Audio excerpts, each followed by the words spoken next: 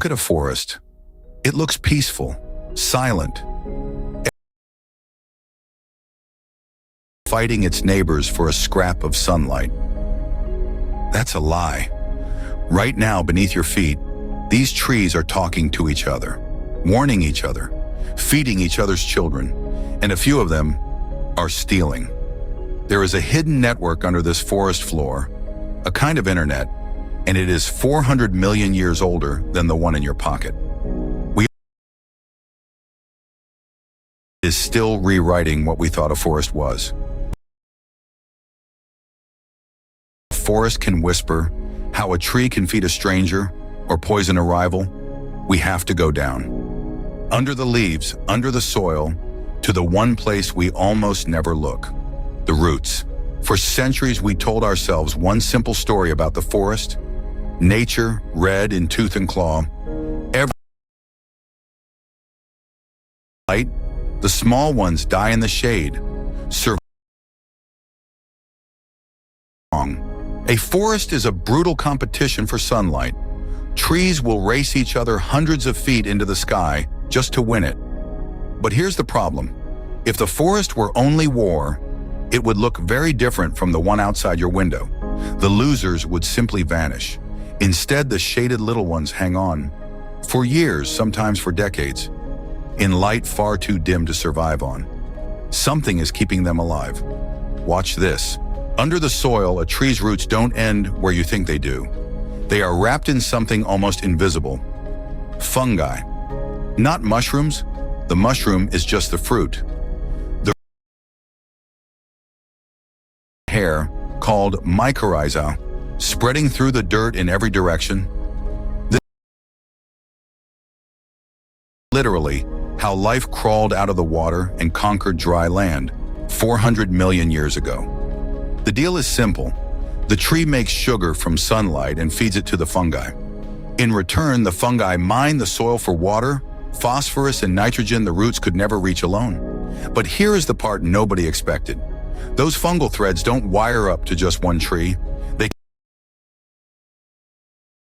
In 1997, a paper in the journal Nature gave this underground system a name that stuck, the Wood Wide Web. And we know it carries cargo, because a young scientist proved it. Trees growing side by side, a Douglas fir and a paper birch, and she fed each one a different traceable form of carbon. One breathed in a radioactive version, the other a heavier, harmless one. Then she threw one of them into shade, and she waited. When she ran her detector over the forest floor, the needle jumped. The carbon was moving, real food, passing underground from one tree to the other, through the fungi, and it flowed toward whichever tree needed it most, from the one in the sun to the one in the shade. Two different species, quietly feeding each other. The forest wasn't only competing, it was trading. And it isn't only food that moves. When an insect starts chewing on a tree's leaves, that tree does something extraordinary. And down into the network, and the trees around it read the warning. Before a single caterpillar reaches them, the neighbors begin their own leaves, bracing for an attack that hasn't arrived yet. The forest has an early warning system.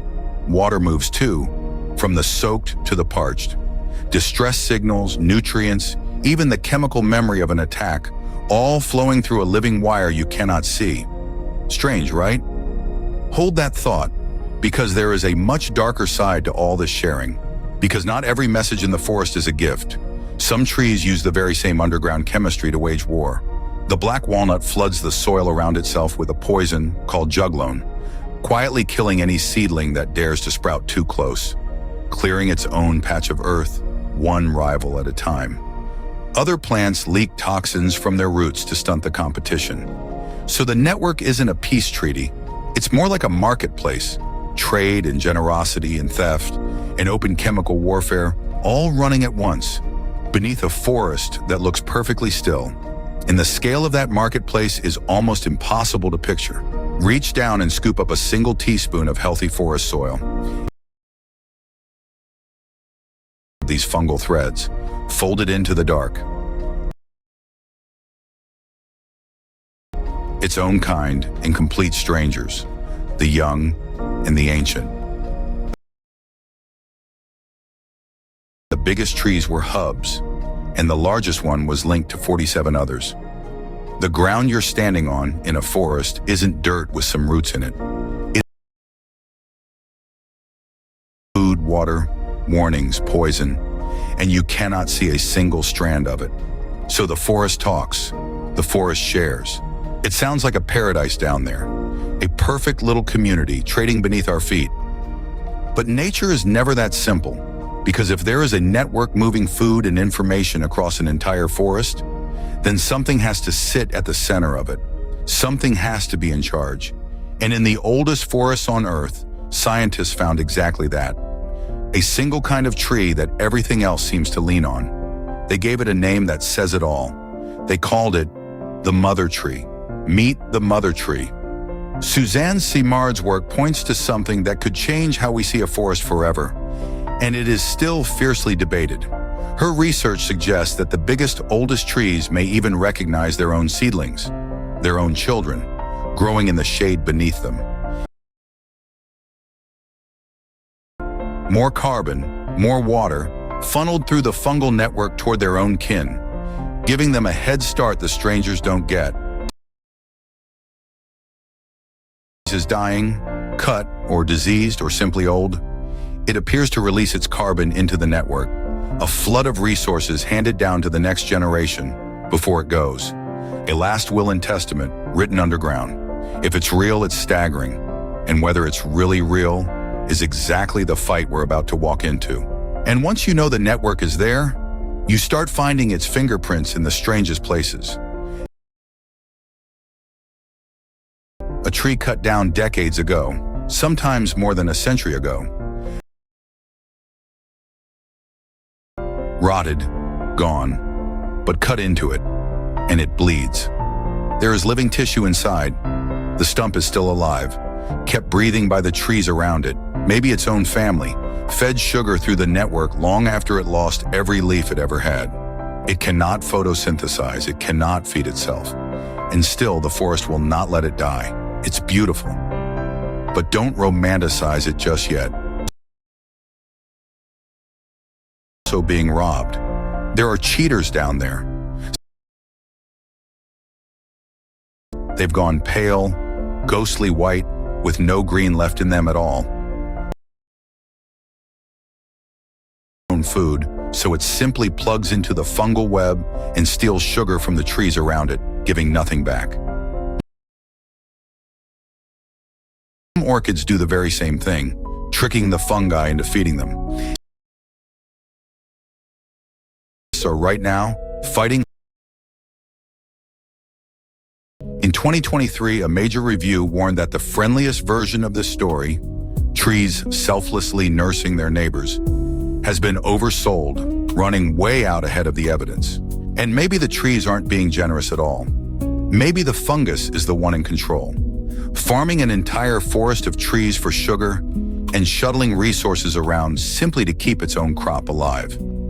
From the fungus's point of view, we might not be looking at a community of caring trees.